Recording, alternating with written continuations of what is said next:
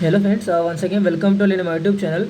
So today here we will discuss the structure of the spermatozoa. Okay, that nothing but the structure of the sperm. Okay, a mature sperm. So let's start the today's class. That nothing but first of all पहले हम देखते हैं कि spermatogenesis का process क्या होता है, यानी कि स्पर्म कैसे बनता है. ओके, तो ये पर्टिकुलर चार्ट आपको दिखाई दे रहा है स्क्रीन के ऊपर. ओके, तो ये पूरा अल्टीमेटली स्पर्मेटोजेनेसिस को पर्टिकुलरली वो इन्फोर्स कर रहा है. ओके, तो you all know very well कि जो अल्टीमेटली सेमिनिफेरस ट्यूब्यूल्स होते हैं. ओके, तो अल्टीमेटली वो seminiferous tubule has a primordial germ cell. Okay, ultimately वो बाद में टर्न होकर स्पर्मेटोगोनियम में बनता है. Okay, spermatogonium then nothing but spermato जो गोनियम है या फिर स्पर्मेटोसाइट्स जिन्हें हम बोल सकते हैं. ओके, तो अल्टीमेटली उनका माइटोसिस डिवीज़न होता है. ओके, एंड अल्टीमेटली बाद में वो प्राइमरी स्पर्मेटोसाइट्स में वो कन्वर्ट हो जाते हैं. ओके, माइटोसिस में आप जानते हो कि वहाँ पे जो क्रोमोसोम जो नंबर होते हैं वो अल्टीमेटली रिटेन होते हैं. रिटेन मतलब वो हमेशा मतलब वो रिमेन रहते हैं. ओके, उनका कोई हाफ या फिर लॉस वगैरह नहीं होता है. ओके, वो मियोसिस डिवीजन में होता है. तो ultimately primordial germ cell convert into the spermatogonium. Okay, बाद में उसका माइटोटिक डिवीजन होता है. प्राइमरी स्पर्मेटोसाइट्स में वो कन्वर्ट हो जाता है. ओके, जहाँ पे क्रोमोसोम नंबर वो मेंटेन रहते हैं. Ultimately primary spermatocytes is continue with the first meiotic division. Okay, first meiotic division जहाँ पे रिडक्शनल डिवीजन हो जिन्हें हम बोलते हैं. ओके, तो रिडक्शनल डिवीजन में आप देखते हो कि 44 हमारे सोमेटिक क्रोमोसोम और XY जो हमारे सेक्स क्रोमोसोम है. ओके, अल्टीमेटली उनका हाफ में डिवाइड हो जाता है, आइदर 22 विथ X और either 22 with Y chromosome. Ultimately एक ऐसे वो दो वहाँ पे सेल ऐसे बनते हैं. Okay, then ultimately first meiotic division जो हमारा हुआ था प्राइमरी स्पर्मेटोसाइट्स का, उसके बाद जो सेल बनता है जहाँ पे रिडक्शनल डिवीजन के बाद जो सेल बनता है. ओके, वो सेल को हम क्या बोलते हैं, सेकेंडरी स्पर्मेटोसाइट्स बोलते हैं. ओके, ये जो स्ट्रक्चर आपको दिखाई दे रहा है ये पर्टिकुलरली ये मैच्योर स्पर्म का ये स्ट्रक्चर है. ओके, ऐसा सेल का स्ट्रक्चर ऐसा दिखाई नहीं देता. सेल का स्ट्रक्चर कैसा दिखाई देता है, you all know very well. वो सेल का स्ट्रक्चर जैसे ओवल जो सेल होते हैं. ओके, ये देखिए थोड़ा सा मैंने यहाँ पे, हाँ ये देखिए, ये प्रीमोडियल जर्म सेल होते हैं. ये हमारे सेल होते हैं, सेल ओवल जो सेल होते हैं. Okay, primordial germ cell ultimately spermatogonium में वो टर्न होते हैं. ओके, देन अल्टीमेटली स्पर्मेटोगोनियम वो अगेन उसका जो morphogenesis you can say that वो थोड़े से इनलार्ज होते हैं. ओके, तो spermatogonium then ultimately primary spermatocytes में वो कन्वर्ट हो जाते हैं. प्राइमरी स्पर्मेटोसाइट जो है अल्टीमेटली वो फर्स्ट मियोटिक डिवीजन शो करता है. ओके, तो अल्टीमेटली स्पर्मेटोगोनियम इनका भी माइटोटिक डिवीजन कंटिन्यू होते रहता है. तो ऐसे बहुत सारे स्पर्मेटोगोनियम होंगे, लेकिन उनमें से मैं एक की बात कर रहा हूँ. ओके, ऐसे बहुत सारे स्पर्मेटोगोनियम है, उनमें से मैं एक की बात कर रहा हूँ यहाँ पे. तो स्पर्मेटोगोनियम अल्टीमेटली जो सेल होगा उनमें इनलार्जमेंट देखने को मिलेगा. Okay, and ultimately the formation of the primary spermatocytes will take place. Okay, ऐसे बहुत सारे प्राइमरी स्पर्मेटोसाइट्स भी होंगे. ओके, नो वरी, ऐसे बहुत सारे primary spermatocyte will be there, but I am considering here only one. Okay, because अगर बहुत सारे से नंबर ऑफ अगर दिखाएंगे तो you will be confuse. Okay, that may complicated. Okay, तो दैट्स वाई यहाँ पे एक एक की बात चल रही है. ऐसे प्रीमोडियल जर्म सेल बहुत सारे होते हैं, उनमें से एक primordial germ cell ultimately spermatogonium में कन्वर्ट होगा. Spermatogonium ultimately leads to the conversion of the primary spermatocytes. इनमें हुआ क्या, हमने देखा यहाँ पे अल्टीमेटली इनमें सेल का इनलार्जमेंट होता है. ओके, बाद में प्राइमरी स्पर्मेटोसाइट जो होगा अल्टीमेटली वो फर्स्ट मियोटिक डिवीजन के थ्रू वो सेकेंडरी स्पर्मेटोसाइट्स बनाते हैं, जहाँ पे रिडक्शनल डिवीजन होता है और वहाँ पे एक सेक्स क्रोमोसोम रिटेन होते हैं. ओके, पहले यहाँ पे हमने देखा कि दोनों ये प्रीमोडियल जो जर्म सेल थे. ओके, देन स्पर्मेटोगोनियम जो है और प्राइमरी स्पर्मेटोसाइट्स है, ये तीनों में अल्टीमेटली जो क्रोमोसोम जो नंबर है वो रिटेन होते हैं, यानी कि वो मतलब वो उनका कोई लॉस या फिर रिडक्शनल कोई कुछ नहीं होता. ओके, लेकिन जैसे ही फर्स्ट मियोटिक डिवीजन होता है वहाँ पे जैसे सेकेंडरी स्पर्मेटोसाइट बनता है. ओके, वहाँ पे रिडक्शनल डिवीजन होता है और बाद में वो आइदर एक सेल के पास X क्रोमोसोम होगा, आइदर वो Y क्रोमोसोम होगा. ओके, देन अल्टीमेटली जो सेकेंडरी स्पर्मेटोसाइट्स है, ओके, जो वेरिएबल जो सेल बने हुए, ओके, जो वेरी सेल बने हुए, वेरी सेल में से जो पहला सेल है 22 सोमेटिक क्रोमोसोम और जो एक्स सेक्स क्रोमोसोम वाला जो सेल है, ओके, वो अंदर दे गेट और they go under in the secondary और second meiotic division. Second meiotic division ultimately ये रिडक्शनल डिवीजन नहीं होता है, यहाँ पे जो क्रोमोसोम जो नंबर रहता है वो रिमेन रहता है, ओके। तो सेकेंड मियोटिक डिवीजन में जैसे कि आप देख रहे हो यहाँ पे अल्टीमेटली जो सेल बनेंगे उनको हम क्या बोलते हैं, स्पर्मेटेड्स बोलते हैं, ओके, स्पर्मेटिड्स। तो स्पर्मेटोजेनेसिस हम जो बोलते हैं ना, spermatogenesis is nothing but, sorry, हाँ, spermatogenesis is nothing but the जो आपका स्पर्म रहेगा ना, okay, the formation of sperm from the primordial germ cell to the this particular mature sperm, okay, इसको हम क्या बोलते हैं, स्पर्मेटोजेनेसिस बोलते हैं। स्पर्मियोजेनेसिस मतलब क्या होता है कि जो स्पर्मेटिड्स बना ना ये, ओके, जो ये स्पर्मेटिड्स बना after the second meiotic division, okay, ये क्या होता है पता है इनका, ये बोलते हैं ना मॉर्फोजेनेसिस बोलते हैं, ओके, मॉर्फोजेनेसिस इनका होता है, ये सेल का मॉर्फोजेनेसिस होता है। ये सेल में जो गोल्गी कॉम्प्लेक्स हो गए वो एक्रोसोम में कन्वर्ट हो जाएगा। जो सेल का स्ट्रक्चर ओवल है, आप ये देख रहे हो, ये थोड़े से फिलामेंटेड स्ट्रक्चर्स हो गए हैं, इनके कुछ फ्लैजेलेटेड स्ट्रक्चर कुछ इनमें आ गए हैं, ओके। तो अल्टीमेटली इनको क्या बोलते हैं हम, मॉर्फोजेनेसिस बोलते हैं, ओके। तो स्पर्मेटिड्स जो सेल है जिनके पास एक सेक्स क्रोमोसोम है, ओके, उनका मॉर्फोजेनेसिस होता है, okay, that is nothing but, और that is process is called as a spermiogenesis. The formation of the mature sperm from the spermatids is called the spermiogenesis, okay. So spermatogenesis include the formation of the primordial germ cell to the spermatids and spermatids to the sperm, okay. These two process or these two arrow or these two the procedure, it is a must or it is required for the formation of the sperm, okay. तो ये देखिए just यहाँ पे एक conclusion table बनाया है, okay, mitosis हुआ and बाद में ये देखिए, तो अल्टीमेटली ये आपको समझ में आ गया रहेगा, तो no need to see that particular thing, okay. तो जैसे कि ये चार्ट में वही यहाँ पे इंक्लूड होता है कि फर्स्ट मियोटिक डिवीजन से रिजल्ट हुआ हमारा secondary spermatocytes, second meiotic division से हमारा स्पर्मेटिड्स बनता है, स्पर्मेटिड्स अल्टीमेटली मॉर्फोजेनेसिस होता है, ओके, एंड बाद में वो स्पर्मेटोजोआ या फिर स्पर्म में वो कन्वर्ट जाते हैं, जिनको हम क्या बोलते हैं, स्पर्मियोजेनेसिस बोलते हैं, okay. Structure of the spermatozoa की अगर बात करें, okay, which is a very important concept और which is very important thing to know to rule out the infertility case, okay. यहाँ पे इनफर्टिलिटी केस, स्टेराइल जो केस होते हैं, okay, mainly to the male की अगर मैं बात करूँ तो वहाँ पे स्ट्रक्चर ऑफ द जो स्पर्मेटोजोआ है या फिर जो स्ट्रक्चर ऑफ द स्पर्म है ना, that we should know, okay. क्योंकि जो ये स्पर्म है ना, ओके, जो ये मैच्योर स्पर्म है, इसी में कुछ प्रॉब्लम होगा एंड दैट्स वाई इनकी मोटिलिटी में प्रॉब्लम होगा, इनके मॉर्फोजेनेसिस में कुछ प्रॉब्लम होगा, ओके, या तो इनके नंबर में कुछ प्रॉब्लम होगा and that's why it leads to the infertility, okay. तो that we will discuss here, okay. तो ultimately what we have discuss so far now, यहाँ पे मैंने आपको बताया कि स्पर्मेटोजेनेसिस का जो प्रोसीजर होता है वो कैसे होता है, okay. Now we will discuss the structure of the spermatozoa.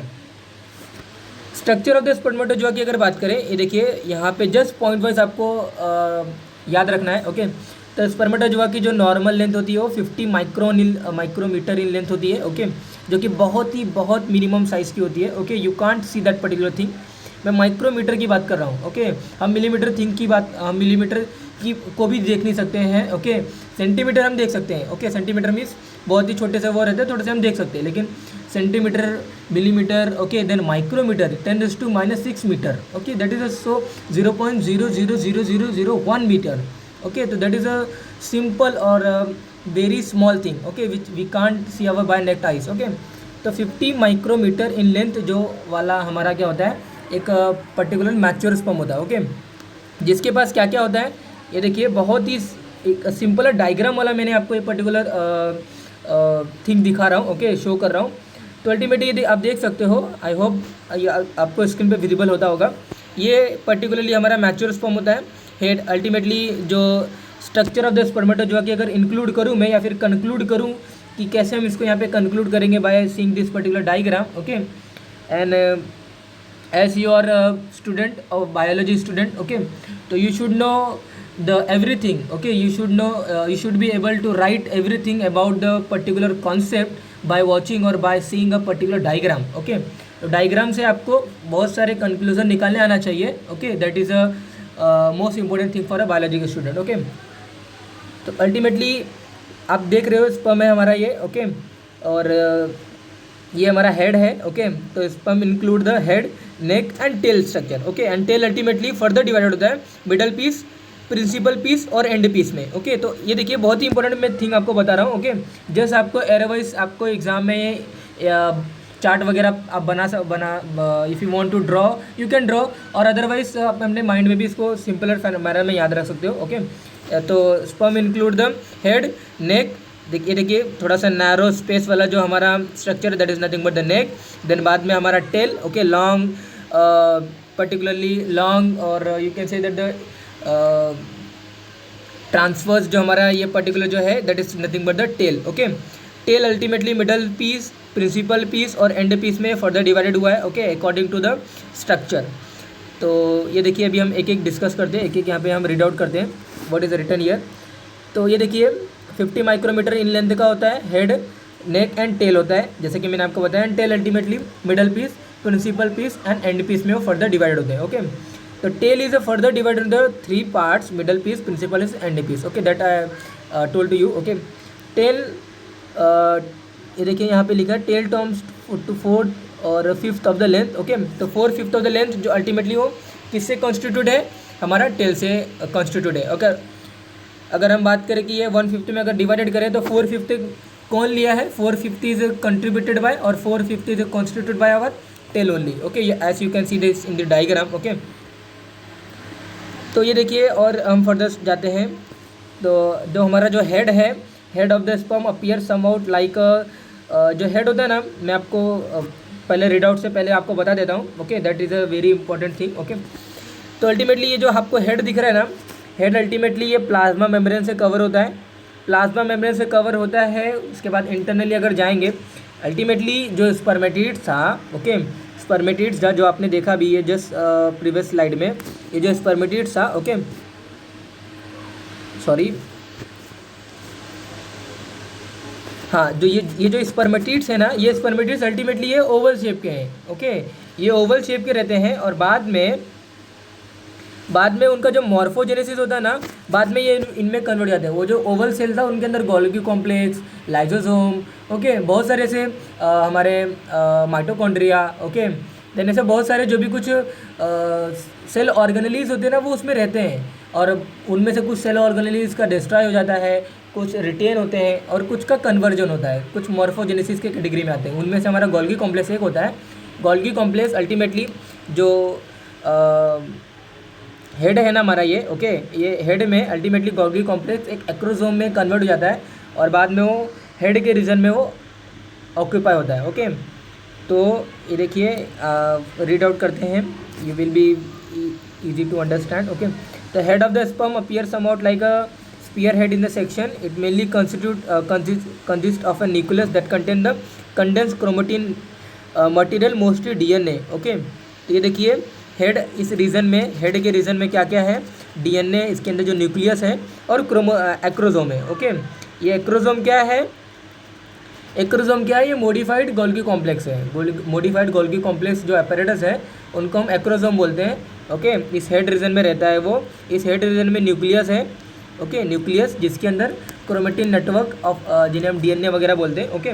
तो ये न्यूक्लियस, एक्रोसोम, एक्रोसोम के ऊपर जो लेयर होती है उनको हम कैपिंग बोलते हैं, एक्रोसोम, एक्रोसोमल कैप, ओके, जो कि कवर करता है हमारे एक्रोसोम को।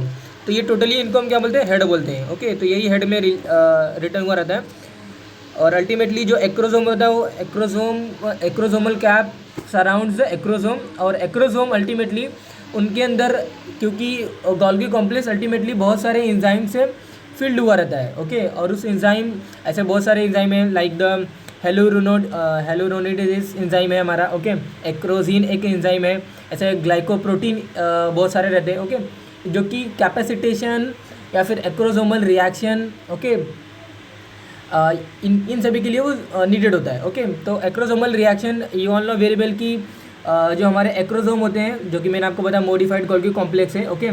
जिन इन एक्रोसोम में बहुत सारे डाइजेस्टिव एंजाइम्स होते हैं, okay, hyaluronidase enzyme, okay, acrosin enzyme, ऐसे कुछ ग्लाइकोप्रोटीन्स होते हैं, okay, which help in the lysis of the zona pellucida, okay. अगर आप फर्टिलाइजेशन वाला कॉन्सेप्ट अगर आप जानते रहोगे, ओके, तो फर्टिलाइजेशन में आप जानते हो कि स्पर्म जो होता है वो ओवम को पेनिट्रेट करता है, ओके, पेनिट्रेट मतलब वो इम्बेडेड करता है, उसके अंदर जाता है। तो जोना पेलिसुडा जो ऐसा लेयर होता है ना कि it prevents the penetration of the sperm into the ovum, into the mature ovum. तो वो जो पेनिट्रेशन जो इनिबिट हो रहा है, जो प्रिवेंटेड हो रहा है बाय जोना पेलिसुडा लेयर, उसका लाइसिस करना, उसको ब्रेक डाउन करना, that is done by were the acrosomal enzymes which is present inside the acrosome, okay. और जो कि कवर कर रहा है एक्रोसोम को, उनको हम क्या बोलते हैं, एक्रोसोमल कैप बोलते हैं, ओके। तो many thing you can write in your exam, okay, under in the category of the head, okay. तो acrosome ultimately take participate in the acrosomal reaction needed for the lysis of the zona pellucidal, okay।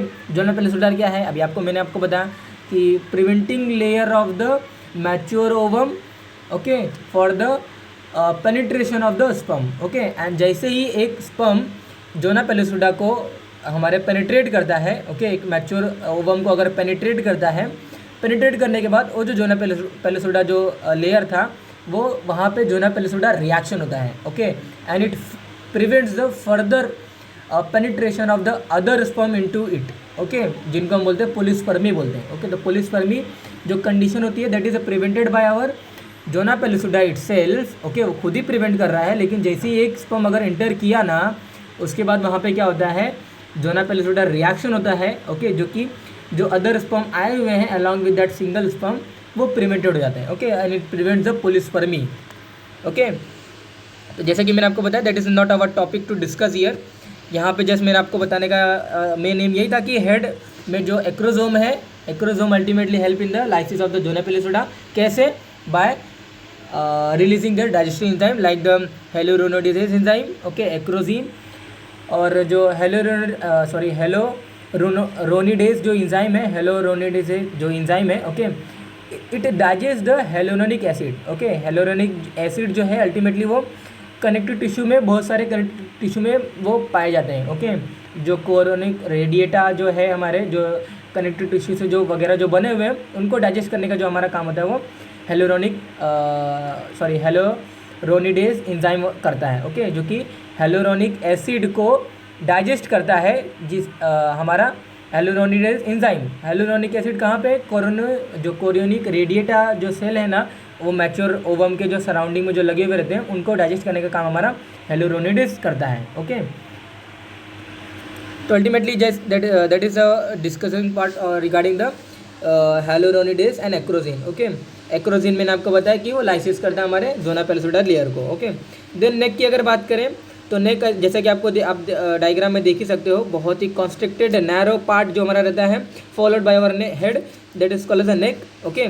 और इस नेक में, okay, इस नेक में जैसे कि आप देख रहे हो, सेल मेम्ब्रेन, बेसल प्लेट और हमारा प्रोक्सिमल सेंट्रियोल, ओके, ऐसे 3 स्ट्रक्चर हमारे नेक में पाए जाते हैं। तो नेक इंक्लूड सेल मेम्ब्रेन, जैसा कि सेल मेम्ब्रेन तो पूरे स्पर्म में इंक्लूडेड है, लेकिन मैं अगर आउटर टू इनर की अगर बात करूँ तो cell membrane, basal plate and proximal centriole ऐसे कुछ वो लोकेटेड होते हैं, ओके। तो that is nothing but our neck. तो neck is a narrow, it contain a funnel shape basal plate, okay, and a centriole. The centriole give rise to the axial filament, okay. Now what is the axial filament?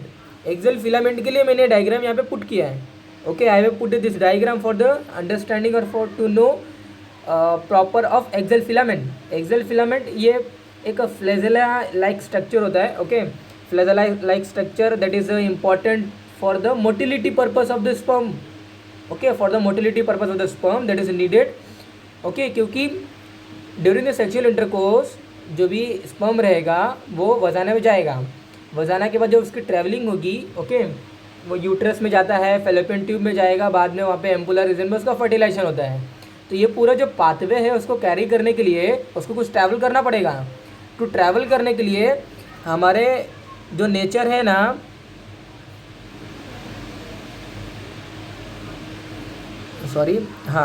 हमारे nature ने sperm को एक अलग तरीके से modified किया है okay कैसे, ये देखिए जो हमारे ये जो पर्टिकुलर जो माइटोकॉन्ड्रिया है ना, mitochondria it provides the energy for the motility, okay for the motility purpose of the sperm.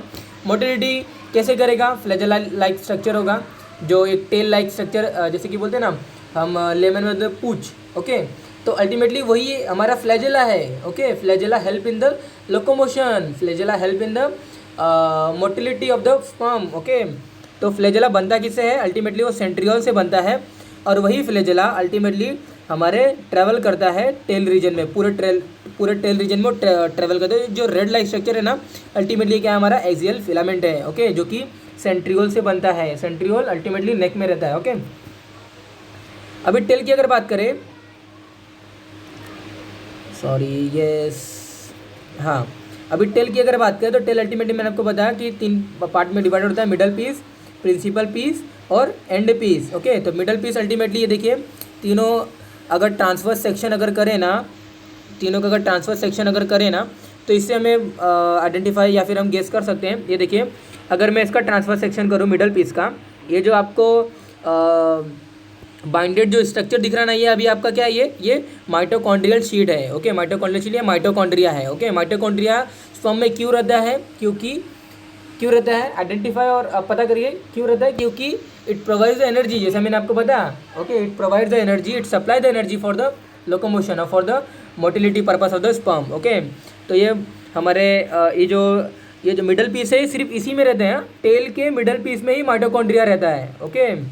बाकी किधर नहीं रहता, सिर्फ माइटोकॉन्ड्रिया हमारे middle piece of the tail, sorry tail, middle piece of the tail contain only the mitochondria, okay. तो cell membrane mitochondrial sheath रहती है। अगर ट्रांसफर सेक्शन की अगर बात करें तो ऐसा कुछ स्ट्रक्चर दिखाई देता है। और बाद में आपको दिख रहा है कि 9 outer dense fibre, okay. Outer dense fibre मतलब ये कुछ प्रोटीन्स के बंडल वगैरह होते हैं, ओके। मसल शीट कुछ प्रोटीन्स के बंडल वगैरह होते हैं। और बाद में हमारे क्या होते हैं, एक्सेल फिलामेंट के स्ट्रक्चर्स हैं, ओके। तो एक्सेल फिलामेंट सेंट्रली टू, अगर मैं अब पेरीफेरी जाऊँ तो axial filament, then outer dense fibre, और बाद में जो हमारा क्या है माइटोकॉन्ड्रियल शीट है, और बाद में हमारा लास्टली प्लाज्मा मेम्ब्रेन आता है, ओके। देन प्रिंसिपल पीस की अगर बात करूँ मैं, तो ये देखिए कुछ कोनिकल ऐसा कुछ आ रहा है, ओके। और बाद में सेल मेम्ब्रेन, फाइबरस शीट, तो यहाँ देखिए यहाँ पे आपको अंडरस्टैंड हो जाएगा। तो जैसा कि मैंने आपको अभी बताया, okay, principal piece it is a made up of axial filament, okay, covered by 7 outer dense fibre, okay. तो ओनली क्या आपको याद रखना है कि ये हमारा एक्सेल फिलामेंट है, और बाद में जो 7 आउटर डेंस फाइबर है ये इनको कवर करके रखते हैं, ओके। और अल्टीमेटली ये दोनों कवर होता है एक शीट से, जिन्हें हम फाइबरस शीट बोलते हैं, और ये पूरा शीट कवर होता है हमारा एक प्लाज्मा मेम्ब्रेन से, ओके। तो अगर ट्रांसफर सेक्शन इस प्रिंसिपल पीस का अगर मैं करूँ तो structure like this, okay, structure will be like this, okay. End piece जो हमारा स्ट्रक्चर बनता है ना, यहाँ पे कोई भी शीट वगैरह नहीं रहती है, ओके। एक सेल मेम्ब्रेन होगा और हमारा एक एक्सियल फिलामेंट होता है, ओके। तो जैसे ही हम टेल पीस में फ्रॉम अपर टू डाउनवर्ड जा रहे हैं, there is a transfer section, अगर हम ट्रांसफर सेक्शन अगर ले रहे हैं तो देयर इज़ अ डिक्रीज और there is a loss of the structures, okay. There is a loss of structures in the tail we can see here, okay. तो जैसे कि यहाँ पे मैंने भी बताया आपको कि मिडल पीस, प्रिंसिपल पीस और एंड पीस, ऐसे 3 हमारे स्ट्रक्चर होते हैं, पार्ट होता है हमारा पर्टिकुलरली स्पर्म का, ओके। तो ये देखिए the structure of the axial filament is very similar to that of cilium, okay, जैसे कि मैंने आपको बताया। और जो 3.5 जो फिगर था हमारा ऊपर का, मैंने वहाँ पे आपको बताया। क्लिनिकल कोरिलेशन, ये बहुत ही इंपॉर्टेंट बॉक्स आपको दिख रहा है, लिखे गए छोटे छोटे वर्ड्स हैं, कंटेंट कम दिया है, लेकिन ये जो कंटेंट है ना, ये कंटेंट बहुत ही इंपॉर्टेंट कंटेंट होता है, ओके। तो क्लिनिकल कोरिलेशन ऑफ स्पर्म, अगर रिलेट टू द स्पर्म की अगर बात करूँ तो एबनॉर्मल स्पर्म किसे बोलेंगे, द एबनॉर्मल स्पर्म हम किसे बोलेंगे, ये देखिए, या तो मॉर्फोलॉजिकल कुछ एबनॉर्मलिटी होगा, ओके, इनके कुछ स्ट्रक्चर में प्रॉब्लम होगा, या तो नेक नहीं बनेगा, या तो टेल के मिडल पीस नहीं होगा, या तो टेल का प्रिंसिपल पीस नहीं होगा, या तो एंड पीस नहीं होगा, आइदर हेड बना होगा लेकिन एक्रोजोम नहीं होगा, एक्रोजोम होगा लेकिन एक्रोजोमल की कैपिंग नहीं होगी। तो ये सभी क्या है, ये मॉर्फोलॉजिकल एबनॉर्मलिटीज है, ओके। तो change in the structure of the sperm, that is called as morphological abnormalities, okay, morphological abnormalities of the sperm, okay. Then ultimately second हमारा एबनॉर्मल स्पर्म में आता है इमोटिलिटी ओके, या फिर नॉन मोटिलिटी या फिर improper motility of the sperm, that is called the immotility okay. तो immotility मतलब जो स्पीड होती है स्पर्म की ओके, तो वो स्पीड अगर स्पर्म के पास एक पर्टिकुलरली स्पर्म के पास नहीं रहता है, that is called the immotility. And genetic abnormalities मतलब एबनॉर्मल स्पर्म के अंदर ही इंक्लूड हो रहे हैं सब, मॉर्फोलॉजिकल एबनॉर्मल होगा या तो इमोटिलिटी होगा या तो मोटिलिटी प्रॉपर नहीं होगा। So third one is that nothing but the genetic abnormalities. जो सेल डिवीजन जिनका हुआ था ओके, सेल डिवीजन के टाइम मैंने आपको बताया कि जो रिडक्शनल डिवीजन और जहाँ पे मेंटेन डिवीजन ओके, जहाँ पे क्रोमोसोम जो मेंटेन हो रहे हैं ओके, वो जो डिवीजन हो रहा है, तो इन्हीं फेस में कहीं तो एक ऐसा फेस होता है, मैंने जैसे कि रिडक्शनल डिवीजन वाला जो फेस होता है नॉर्मली वही रहता है ओके, जहाँ पे क्रोमोसोम जो नंबर होते हैं ना, जब वो हाफ होते हैं okay, during that reductional division जो होता है ना, जो बोलते हैं ना अभी उसको कुछ एक टर्म में कुछ हम बोलते हैं कि डिसअपीयरेंस ओके, डिसअपीयरेंस ऐसा कुछ समथिंग उसका टर्म है कि जो लोकलाइजेशन होता है ना, क्रोमोसोम नंबर का जो मेंटेनेंस होता है ना, वो प्रॉपर नहीं होता है ओके। अगर एक सेल के पास 22 क्रोमोसोम आ रहा है सोमेटिक क्रोमोसोम के, और एक सेक्स क्रोमोसोम आ रहा है ओके, एक सेक्स क्रोमोसोम मेल की अगर बात करें तो एक्स होगा, और दूसरे वाले सेल के वेरिएबल सेल होते हैं, एक एक्स वाला एक वाई वाला क्रोमोसोम। अगर जेनेटिक एबनॉर्मलिटी में क्या होता है पता है आपको कि 22 X chromosome as it is रहेगा, जो सेक्स क्रोमोसोम है ना, आइदर वो मतलब वो जो बोलते हैं ना लोकलाइजेशन, वो प्रॉपर नहीं होता है ओके। वो जो दो सेक्स क्रोमोसोम है वो कभी कभी क्या होता है कि एक ही सेल में रिटेन रहते हैं, वो एक ही सेल में, मतलब वो उनका रिडक्शन नहीं होता है, वो एक ही मतलब सेपरेट आउट नहीं होते हैं ओके, उनका सेपरेशन नहीं होता है। तो जो एक सेल होगा उसके पास 22 क्रोमोसोम होगा, सिर्फ 22 क्रोमोसोम होगा, नो सेक्स क्रोमोसोम, और एक सेल होगा जिनमें 22 क्रोमोसोम प्लस XY क्रोमोसोम होगा ओके। तो ये सभी क्या है, ये एबनॉर्मल हमारे पर्टिकुलरली सेक्स सेल्स बन रहे हैं ओके। और इन्हीं की वजह से क्या होता है, जब बाद में एक कोई ओवा जहाँ पे 22 एक्स क्रोमोसोम और 22 से सोमेटिक क्रोमोसोम और एक्स क्रोमोसोम, ओवा में भी तो कुछ मतलब हमारा पर्टिकुलरली जो बॉडी है मेंटेन होता है, एक पर्टिकुलरली बोलते हैं ना जो 2n बोलते हैं ना 2n, तो अल्टीमेटली जो नंबर ऑफ क्रोमोसोम को मेंटेन करने के लिए जो मेल का जो स्पर्म है जिनके अंदर 22 सोमेटिक क्रोमोसोम यानी बॉडी के क्रोमोसोम, और जो 2 सेक्स 22 जो हमारे सोमेटिक क्रोमोसोम है, और जो एक सेक्स क्रोमोसोम है, और मदर का या फिर एक वुमेन का या फिर कोई फीमेल का जो कोई ओवम में जो भी वहाँ पे एक पर्टिकुलरली उसमें भी तो कुछ क्रोमेटिन होंगे, कुछ DNA होंगे, क्योंकि हमें क्या करना है, मेंटेन करना है क्रोमोसोम नंबर को ओके, मेंटेन करना है, क्योंकि जो पर्टिकुलरली हमारा जो ह्यूमन है वो मेंटेन होगा उसे ओके, जो भी कैरेक्टर वगैरह होंगे वो प्रॉपर तरीके से बनेंगे ओके। तो अल्टीमेटली वुमेन के जो ओवम रहेंगे उनके अंदर भी DNA रहेगा और उनके अंदर भी क्रोमोसोम होगा, तो वहाँ पे भी 22 सोमेटिक क्रोमोसोम और एक सेक्स क्रोमोसोम होगा। बाद में दोनों कंबाइन होकर 44 सोमेटिक क्रोमोसोम और 2 सेक्स क्रोमोसोम बनते हैं। लेकिन अगर एक मेल के अंदर अगर प्रॉब्लम आया है कि 22 सोमेटिक क्रोमोसोम वाला अगर एक सेल है okay, and if it fertilize with the 22 somatic chromosome and एक सेक्स क्रोमोसोम वाला सेल ऑफ वुमेन से, तो वहाँ पे क्या होता है 44 एक्स क्रोमोसोम तो रहेगा, 44 सोमेटिक क्रोमोसोम तो रहेगा, लेकिन it has only 1 sex chromosome okay. And बाद में जो मेंटेन होता है बॉडी का वो प्रॉपर तरीके से नहीं होता है okay. And baby born with only 1 x chromosome okay, baby born with the only 1 sex chromosome, तो उनको हम टर्नर सिंड्रोम वगैरह उससे रिलेट करते हैं, जो कि जर्नल हमारे जेनेटिक एबनॉर्मलिटीज़ में आता है ओके। तो ultimately abnormal sperm, the abnormality of the sperm is common is compared to the ovocytes okay. then morphological abnormalities की अगर बात करें तो head and tail of sperm may be abnormal okay, जैसे कि मैंने आपको बताया sperm may be giant, छोटा हो सकता है वो, and sperm may be joint okay, 2 sperm may be joint। तो अल्टीमेटली ये सभी क्या है, ये सभी स्पर्म की मॉर्फोलॉजिकली एबनॉर्मलिटीज़ हैं okay. Either head and tail proper नहीं बनेगा, आइदर स्पर्म जो होगा वो बहुत ही छोटा होगा। Third thing, sperm may be joint okay, 2 sperm may be joint okay.